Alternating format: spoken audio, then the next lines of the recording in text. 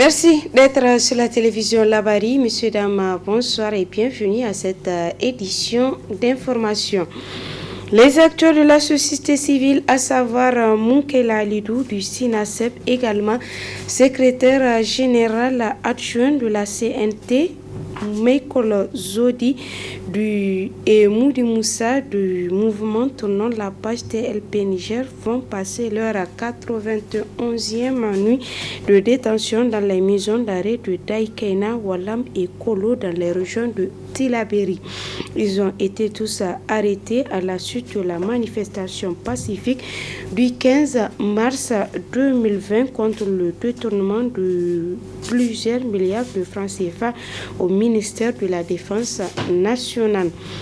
Depuis leur arrestation, des voix s'élèvent au Niger et à l'international pour exiger leur libération. Une autre preuve dans l'affaire qui oppose Samira Sabou, journaliste et présidente de l'association des blogueurs du Niger, et le fils du président Issoufou Mahamadou. Cette dernière a été entendue au fond par le doyen du juge d'instruction ce matin. À l'issue de cette audition, le conseil des avocats de Samira a automatiquement déposé une demande de mise en liberté provisoire. Notez que dans cette affaire, Samira a été incarcérée depuis le mercredi 10 juin dernier à la maison d'arrêt de Niamey sous la plainte de Mohamed Sani Issoufou, dit Abba, qui estime être diffamé dans une des publications de Samira sur l'audit du ministère de la Défense nationale. Pour l'heure, Samira a regagné sa cellule à la prison civile de Niamey. Affaire donc à suivre. Le collectif des avocats des fournisseurs dont les noms figurent dans le rapport de l'audit du ministère de la Défense nationale a rendu public hier une déclaration pour blanchir leurs avocats, ce qui n'a pas laissé indifférent le constitutionnaliste Dr Amadou Boubacar Hassan qui demande aux avocats d'attendre les enquêtes du juge d'instruction. Suivez un extrait de son intervention avant de le retrouver en partie magazine de cette édition. C'est quand même une affaire qui a impliqué des certain nombre d'opérateurs économiques, des responsables administratifs et autres. Et surtout, ce qui a choqué l'opinion, c'est les dizaines de morts qu'il y a eu suite justement à l'exécution de ces marchés où certains marchés n'ont jamais été livrés, d'autres il y a eu beaucoup de choses où on n'a jamais livré de choses et les gens ont été payés. Donc je pense que les avocats n'ont qu'à se calmer. De toutes les façons, le juge d'instruction sera saisi. C'est devant le juge d'instruction qu'ils peuvent démontrer qu'il n'y a pas de surfacturation, mais est le faux qui a entouré toute cette affaire. Lorsque on ne livre pas du matériel et on se fait payer, lorsque on se cache derrière une société qui n'existe jamais ou qui n'a jamais existé pour prendre de l'argent, et la surfacturation également, parce que quand ils disent que c'est pas une surfacturation, comment on appelle, une infraction au regard du droit de l'État, de la législation pénale, mais quand même il y a un véritable problème puisque les gens ont violé le caractère quand même et le sacré des deniers publics. Souvent, on le sait, il y a des complicités, un certain nombre de choses qui tournent autour de la surfacturation. On surfacture pour quelles raisons? On connaît un peu les prix, même si, bon, souvent ce n'est pas cette histoire de l'offre, de la demande où on discute de trucs de prix. Et souvent, je crois que dans le cadre des marchés du ministère de la Défense, eux-mêmes, ils prennent des engagements. Lorsque le prix est anormalement exagéré, justement, ils acceptent de revenir là-dessus. Et il me semble que devant la commission qui a été présidée par le directeur du cabinet du Premier ministre, ils ont reconnu qu'ils ont surfacturé. Et il y a des gens qui ont accepté justement de réduire, en tout cas, la proposition financière qui a été faite. Ils ont pris des engagements. Docteur Amadou Boubacar Hassan, que vous retrouverez en partie magazine de cette édition. La Commission nationale des droits humains CNDH et le barreau du Niger ont procédé ce mardi à la signature d'une convention. Elle porte sur l'assistance que les avocats pourraient apporter aux défenseurs des droits de l'homme qui seraient victimes de violations de leurs droits. La cérémonie s'est déroulée dans les locaux de la CNDH en présence des commissaires de l'institution. Précision avec Hassan Saleh Mustafa et Halid Bouraima. Désormais, les défenseurs des droits de l'homme du Niger pourront bénéficier d'une assistance juridique et judiciaire qui leur permettra un accès effectif à la justice dans le cadre de leurs activités citoyennes. Le barreau du Niger et la Commission nationale des droits humains CNDH ont signé une convention dans ce sens. L'exemple est là chez nous. Nous avons encore des acteurs de la société civile, parce que lorsqu'on parle de défenseurs des droits humains, il s'agit des acteurs de la société civile qui œuvrent dans la promotion et la protection des droits humains au Niger. Je le disais, l'exemple est là, de suite donc d'une manifestation. Beaucoup d'entre ces acteurs de la société civile ont été l'objet d'interpellations par la police. Certains d'entre eux continuent encore à croupir en prison. Leur mission, elle est noble. Et c'est parce qu'elle est noble, justement, qu'ils méritent d'être protégés. La suite, c'est qu'à chaque fois qu'un acteur de la société civile, dans sa mission de promotion et de protection des droits humains, fera l'objet d'interpellations, eh bien, la CNDH se ferait donc le devoir de toucher le barreau qui, à son tour, va désigner un conseil à cet acteur-là de la société civile. En décidant de signer ce document, l'Ordre des avocats du Niger a pris des engagements, notamment celui de mettre à la disposition des défenseurs des droits de l'homme victimes de violations de droits humains sur l'ensemble du territoire national des avocats pour les défendre au cas où ils seraient saisis par la CNDH. C'est de permettre une prise en charge efficace des dossiers des défenseurs des droits de l'homme qui seraient éventuellement poursuivis en justice dans le cadre de l'exercice de leur activité citoyenne au profit de la nation. Comme vous le savez, et je l'avais dit au cours de mon allocution, les défenseurs des droits humains partout dans le monde font l'objet de plusieurs attaques venant de toutes parts, pas seulement du gouvernement, mais aussi d'autres groupes d'intérêt. Donc c'est pour cette raison que ces défenseurs des droits de l'homme, pour effectivement assurer leurs activités dans les meilleures conditions de protection et de garantie à leur personne humaine, ont besoin quand même d'un accompagnement juridique, mais également lorsque on essaie d'attenter à leur liberté, que des défenseurs, donc notamment des avocats, puissent être à leur côté pour leur assurer une défense adéquate. Les défenseurs des droits humains ont besoin de la défense des avocats toutes les fois où leur liberté ou même leur vie sont menacées. Donc c'est pour cette raison que nous estimons que cette convention est la bienvenue dans notre pays pour permettre aux activistes de la société civile de pouvoir exercer leur activité citoyenne vraiment dans la plus grande garantie juridique possible. Cette convention cadre d'assistance aux défenseurs des droits de l'homme victimes de violations de droits humains a été rendue possible grâce au projet Appui aux défenseurs des droits de l'homme ADDH financé par l'Union européenne. Les différents fronts politiques de l'opposition étaient face à la presse ce matin. Il s'est agi de brosser la situation socio-politique du Niger caractérisée par plusieurs scandales. L'opposition politique projette une manifestation dans les jours à venir. Le point avec Hassan Saleh Mustafa et Halid Bouraima. La mauvaise gestion des autorités de la 7e République et les préparatifs des échéances électorales de 2020-2021 sont entre autres points développés par les 4 fronts de l'opposition, à savoir le FRDDR, le FOI, le FDR et le FP. D'abord, la gestion actuelle des autorités de la 7e République, qualifiée de chaotique, caractérisée par des grands scandales comme celui du ministère de la Défense nationale, que l'opposition considère comme le plus grand scandale du siècle. Comment comprendre la légèreté et la désinvolture de certains très hauts responsables devant le traficotage manifeste et élémentaire de la procédure de passation des marchés publics? Surfacturation faramineuse, paiement indu ou anticipé, aggravé par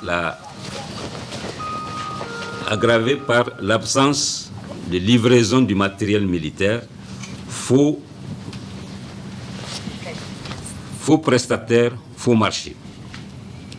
Comment comprendre, par exemple, que le chef de l'État n'ait pas été au courant que le dispositif antimissile qu'il a lui-même commandé pour l'avion présidentiel n'a jamais été placé alors que le montant de la commande a été empoché sur la base de fausses factures et de faux bons de livraison? Comment comprendre que des soldats mal habillés, mal nourris, mal véhiculés et mal équipés puissent se défendre et défendre les citoyens et défendre le territoire national? Comment comprendre que les auteurs de ces forfaitures, ces hommes qui ont volé notre argent et écorné l'image de notre armée, aujourd'hui clairement identifiés et que le pouvoir cherche à mettre hors de cause, soient toujours en liberté alors même que des acteurs de la société civile croupissent en prison pour avoir simplement dénoncé ces faits qui sont assimilables à des crimes? S'agissant du second point évoqué, les préparatifs des élections futures, l'opposition politique maintient toujours sa position. Pas question d'y participer dans les conditions dont le processus évolue avant de rejeter en bloc toutes les décisions prises au cours de la dernière réunion du Conseil national du dialogue politique, CNDP. On ne peut promouvoir la République et la démocratie en refusant l'organisation d'élections libres, démocratiques, inclusives et régulières. On ne peut promouvoir enfin la République et la démocratie en refusant les règles élémentaires d'alternance politique, de libre expression d'opinion et le dialogue politique.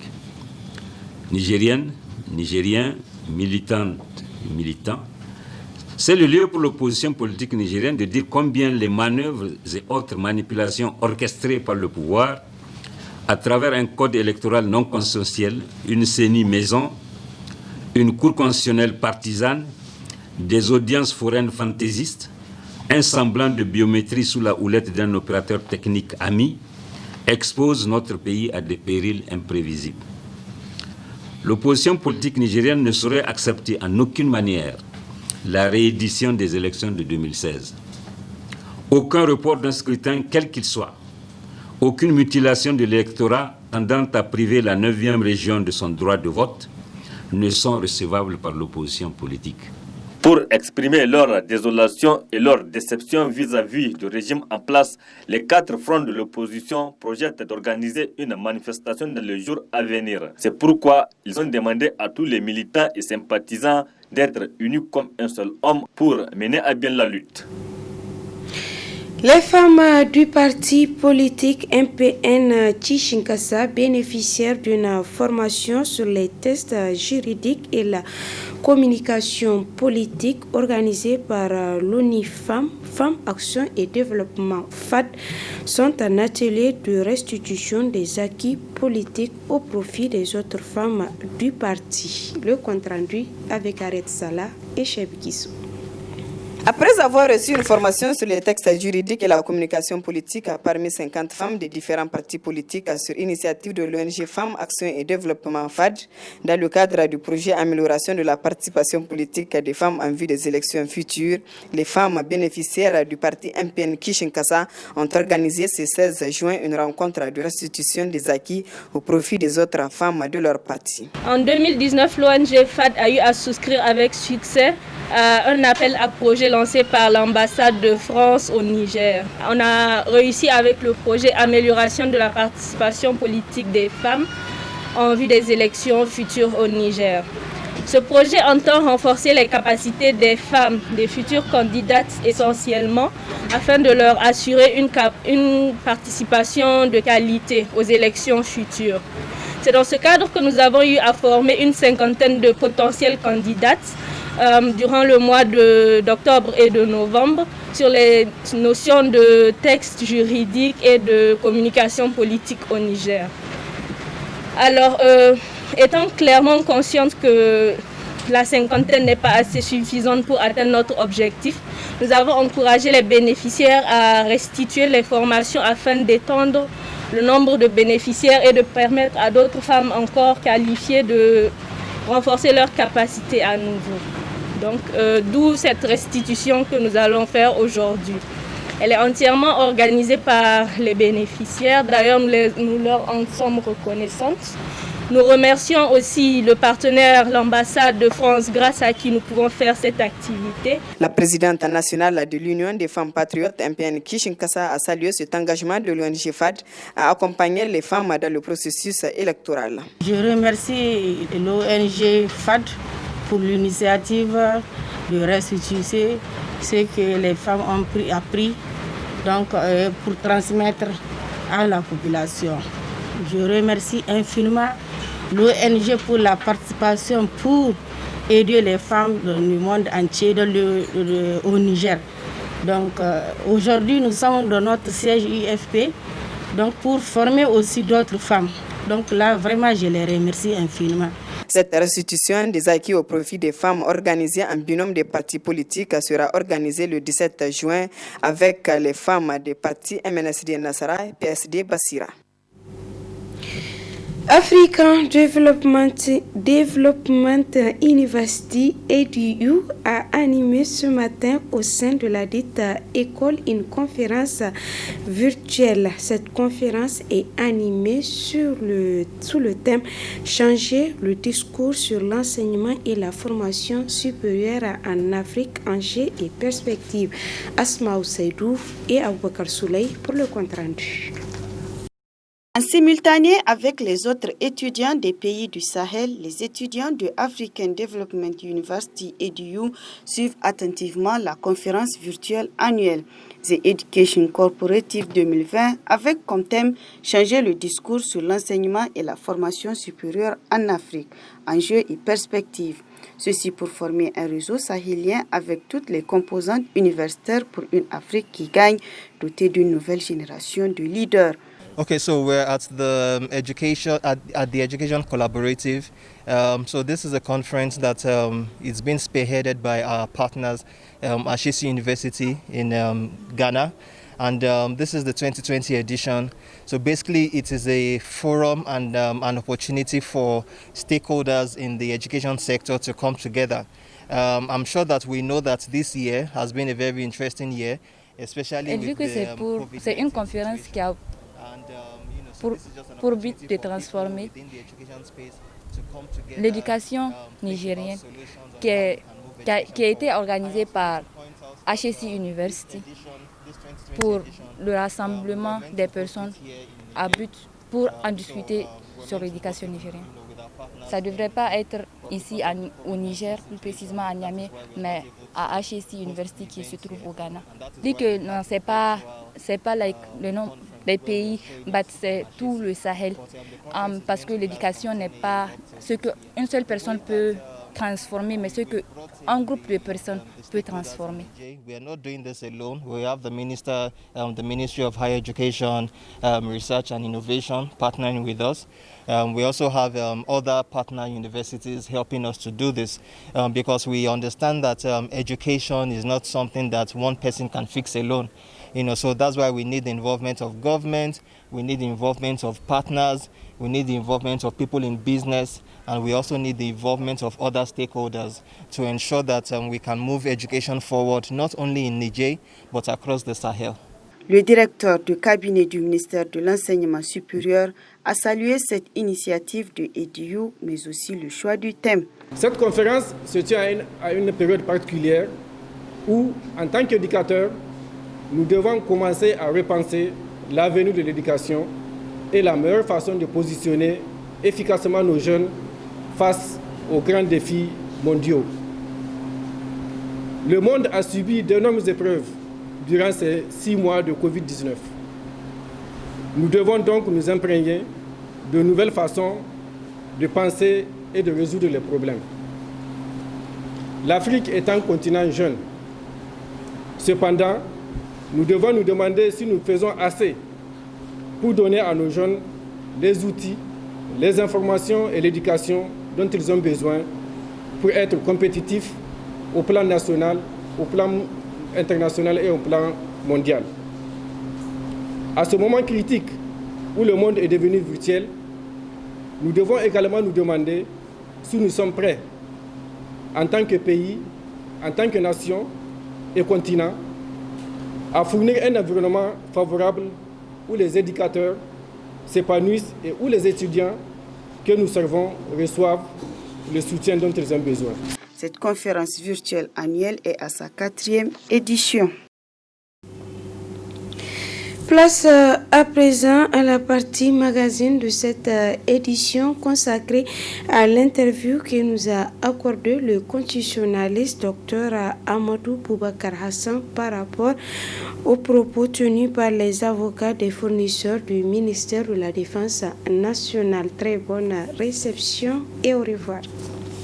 L'enquête préliminaire est finie. J'ai suivi même qu'ils disent que dans leur communiqué que l'enquête administrative, ce n'est pas ceci et puis il n'y a pas grand-chose. C'était pour quoi le procureur de la République a transmis le dossier à l'enquête préliminaire. Et parce qu'effectivement, dans le communiqué du parquet, quand même, il ne faut pas qu'il perde de vue. Il est clairement ressorti dans le cadre de ce contrôle de marché public, le contrôle a posteriori du marché public. Il y a eu des irrégularités qui ont été relevées, des surfacturations, des services non livrés et qui peuvent avoir une qualification pénale. Et c'est pour ça que le procureur de la République a cru devoir bon de transmettre le dossier à une unité d'enquête, en l'occurrence la police judiciaire, justement, pour pouvoir creuser davantage, trouver les indices justement d'infraction à la loi pénale, maintenant ramener au niveau du parquet pour qu'il engage la poursuite et transmettre le dossier à un juge d'instruction qui aura toute la latitude de pouvoir investiguer par rapport à ces faits réels ou supposés de détournement de données publiques. C'est au juge de dire que les personnes, en tout cas, qui sont impliquées dans cette affaire, et l'opinion publique n'a jamais, en tout cas, perdu de vue le principe de la présomption d'innocence. Le principe de la présomption d'innocence, c'est un principe constitutionnel qu'il faut respecter, mais cela ne peut pas empêcher à ce que les gens, personne n'a accédé au dossier. Pour l'instant, je ne pense pas qu'il y a une information judiciaire en bonne et due forme où il y a une instruction qui est ouverte pour parler du secret d'instruction ou autre là, pour qu'on puisse dire voilà ce qu'il y a dans le contenu du dossier. Mais il faut qu'il comprenne l'opinion à sa colère, puisque c'est quand même une affaire qui a impliqué des certain nombre d'opérateurs économiques, des responsables administratifs et autres. Et surtout, ce qui a choqué l'opinion, c'est les dizaines de morts qu'il y a eu suite justement à l'exécution de ces marchés où certains marchés n'ont jamais été livrés, d'autres il y a eu beaucoup de choses où on n'a jamais livré de choses et les gens ont été payés. Donc je pense que les avocats n'ont qu'à se calmer. De toutes les façons, le juge d'instruction sera saisi. C'est devant le juge d'instruction qu'ils peuvent démontrer qu'il n'y a pas de surfacturation, mais est le faux qui a entouré toute cette affaire. Lorsque on ne livre pas du matériel et on se fait payer, lorsque on se cache derrière une société qui n'existe jamais ou qui n'a jamais existé pour prendre de l'argent, et la surfacturation également, parce que quand ils disent que c'est pas une surfacturation, comment on appelle, une infraction au regard du droit de l'état de la législation pénale, mais quand même il y a un véritable problème parce que les gens ont violé le caractère quand même, le sacré des deniers publics. Souvent, on le sait, il y a des complicités, un certain nombre de choses qui tournent autour de la surfacturation. On surfacture pour quelles raisons? On connaît un peu les prix, même si, bon, souvent ce n'est pas cette histoire de l'offre de la demande où on discute de trucs de prix. Et souvent, je crois que dans le cadre des marchés du ministère de la Défense, eux-mêmes, ils prennent des engagements. Lorsque le prix est anormalement exagéré, justement, ils acceptent de revenir là-dessus. Et il me semble que devant la commission qui a été présidée par le directeur du cabinet du Premier ministre, ils ont reconnu qu'ils ont surfacturé. Et il y a des gens qui ont accepté justement de réduire en tout cas la proposition financière qui a été faite. Ils ont pris des engagements. Voilà, donc je pense que quelque part pour l'instant, il n'y a pas que la surfacturation. Ils ont occulté d'autres aspects qui ont une qualification purement pénale dans cette affaire. Donc ils n'ont qu'à garder, je pense que leur sérénité. Lorsque le dossier sera transmis à un juge d'instruction, là ils vont venir devant le juge d'instruction et vouloir montrer que leur client, contrairement à ce que l'opinion pense, ils n'ont pas fait de surfacturation, et que bon, ils doivent même être félicités comme vous le dites, puisqu'ils se sont endettés pour rendre service à l'État. Mais il y a aussi les autres, la question de la surfacturation, la question de fausses mises en concurrence, avec la complicité certainement de certains responsables administratifs, la question de services non livrés et que les gens ont pris de l'argent. Et tout ça, je pense qu'il ne peut pas s'en sortir parce que le juge d'instruction, comme je dis, il a de larges pouvoirs d'investigation. Il n'y a pas que la surfacturation. Il y a beaucoup de choses qu'il va chercher et je suis convaincu qu'il va trouver dans le cadre de ce dossier. Et cette sortie, elle est inopportune de mon point de vue. Et c'est là où certainement que les gens vont voir la volonté et des avocats et de certains complices éventuels de ces fournisseurs qu'ils ne veulent pas et à ce que la vérité se manifeste dans ce dossier. Eh bien, je pense que cette sortie va faire en sorte que l'opinion publique va se déterminer davantage dans sa volonté de faire la lumière dans cette affaire du détournement du ministère de la Défense nationale. Ce dossier, comme j'ai dit, c'est l'un des dossiers en tout cas qui marque la gouvernance, le régime du président de la République où l'opinion publique suit de très près cette affaire de détournement de deniers publics au ministère de la Défense nationale. Aujourd'hui, nous, en tant qu'acteurs de la société civile, on a des camarades pour avoir justement voulu apporter tout leur soutien aux forces de défense et de sécurité et dénoncer cette malgouvernance en termes de détournement de deniers publics, garde-prison depuis le 15 mars. Il y a beaucoup d'acteurs qui sont interpellés dans cette affaire. Et sans oublier les familles des victimes des forces de défense et de sécurité qui sont endeuillées parce que simplement il y a des fournisseurs véreux. Au lieu de livrer les matériels et conformément aux spécifications techniques contenues dans le DAO, le dossier d'appel d'offres, ils ont fourni autre chose qui a été réceptionné et qu'on a mis à la disposition des forces de défense et de sécurité qui sont partis sur le terrain et ils se font tuer. Et ceux-là, qu'est-ce qu'ils vont devenir? Donc je pense qu'eux aussi, ils ont le droit de porter plainte contre X avec constitution de partie civile devant le doyen du juge d'instruction pour que justement leurs parents qui ont été tués comme ça ne puissent pas quand même puissent reposer en paix. Je pense que ce dossier, comme je l'ai dit, ça prouve que ça inquiète beaucoup et ça, de mon point de vue, ça doit faire en sorte que la détermination de l'opinion du peuple nigérien, sa détermination doit être farouche pour que les gens fassent en sorte que ce dossier-là puisse aller jusqu'au bout. Même si on peut retarder le dossier, peut-être en ne poursuivant pas pour l'instant, on peut prendre le temps qu'on va prendre, mais comme je l'ai toujours dit, c'est un dossier qui, tôt ou tard, va rattraper tous ceux qui seraient impliqués dans le cadre de détournement de deniers publics. Mais ce que je vais dire, pour conclure, que l'opinion nationale et internationale garde son calme. Les avocats, ils sont dans leur rôle de défendre leurs clients et de justifier les honoraires qu'ils vont prendre.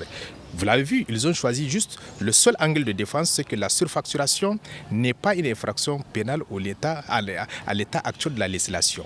Comme je l'ai dit, mais il n'y a pas que la surfacturation. Et qu'est-ce qu'il faut faire des services qui n'ont jamais été livrés, qui ont été payés? Par exemple, quand on prend l'exemple de ce système anti-missile dont on doit doter l'avion présidentiel. Et dans le rapport, il est sorti que le mandatement, le paiement a eu lieu plus ou moins depuis 2014 pour un marché qui n'a été effectivement signé qu'en 2015. Et il y a eu de faux procès-verbaux de réception du matériel. Donc il y a eu beaucoup de faux dans cette affaire et le juge d'instruction va au-delà de ça. Quand ils disent qu'il n'y a pas de surfacturation au-delà de la législation, mais je suis convaincu que le juge d'instruction, en tout cas qui a les pouvoirs étendus d'investigation, va mener les investigations et pour établir tous les faux qui entourent ces marchés en termes de sociétés fictives, en termes de rupture d'égalité et tout ce qui s'en toutes les complicités qu'il y a par rapport à cette affaire, je pense que la justice sera rendue au peuple nigérien. Moi, je reste convaincu que le juge d'instruction qui aura la chance, pour moi c'est une chance, d'avoir ce dossier entre les mains, je pense qu'il va marquer l'histoire lorsqu'il aura à gérer ce dossier de façon très professionnelle, même si le juge d'instruction instruit, comme on le dit, à charge et à décharge. Je pense que c'est un dossier qui est suivi de très près par le peuple nigérien, au nom duquel la justice est rendue. Et je pense que le juge, là, comme je l'ai dit, n'a pas à craindre. En tout cas, il faut qu'il résiste à toutes les pressions possibles dont il fera l'objet. Le peuple nigérien est derrière lui et qu'il faut qu'il conduise l'instruction de ce dossier avec professionnalisme, en toute indépendance et en toute liberté. Et je pense que l'engagement, la lutte ne fait que commencer avec justement cette communication des fournisseurs impliqués dans ce dossier à travers la conférence, en tout cas le communiqué, la conférence de presse de leur conseil qui ont totalement raté leur sortie de mon point de vue.